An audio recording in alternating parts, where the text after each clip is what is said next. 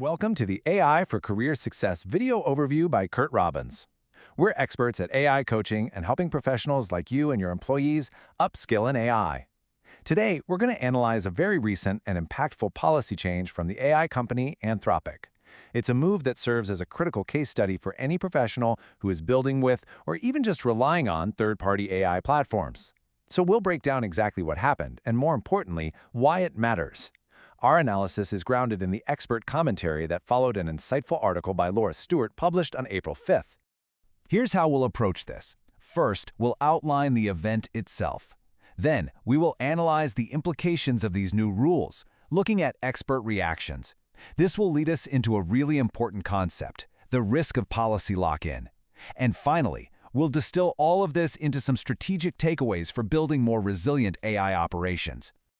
So let's begin by establishing the facts of what occurred. This all went down on a Friday afternoon, which, as many of you know, is a classic time to drop disruptive news. Anthropic announced a significant and pretty much immediate change to its terms of service, which directly impacted a huge number of its users and the tools they rely on. As Laura Stewart's article laid out, users who were previously covered by a simple flat-rate subscription suddenly found themselves facing a metered, pay-per-use model whenever they accessed Claude through an external application. This was a fundamental shift. Now, let's examine the specifics of this policy revision. What exactly changed? This slide really illustrates that fundamental shift. You're moving from what was effectively an all-inclusive subscription model to a separated billing structure. And the immediate effect of that was a new, often unpredictable cost variable for users of tools like OpenClaw. Now, Anthropic's official rationale, which was articulated by their head of Claude Code, Boris Cherny, cited the need to manage increased and perhaps unforeseen demand as the primary driver for the change. The company did try to mitigate the impact. They offered some compensation to soften the blow.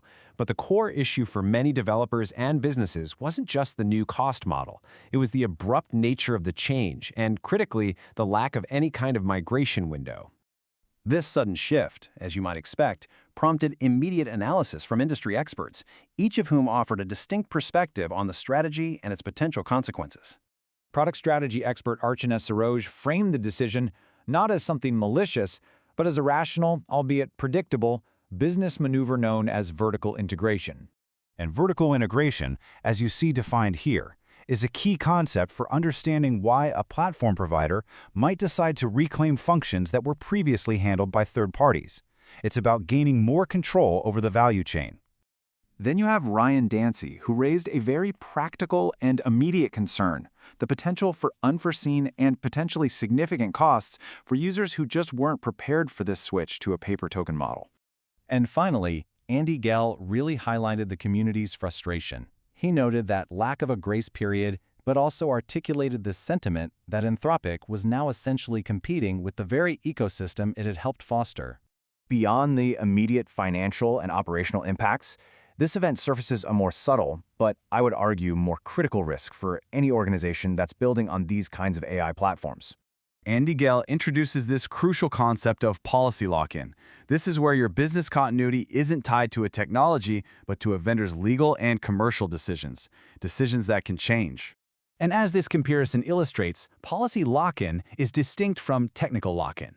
Your system may be technically portable, but a change in the terms of service can render it operationally or financially unviable, literally overnight. The crucial point, then, is to understand how to build systems that are resilient to these kinds of platform shifts. How do you mitigate this risk? Well, the consensus from this analysis points to a clear strategic framework. You want to decouple your core operations from any single vendor.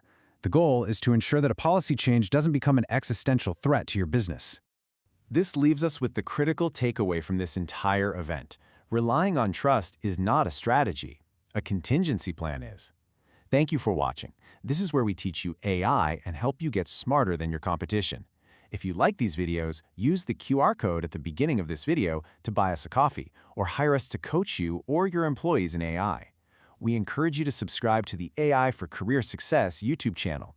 Please like, comment, and share to help us reach a wider audience.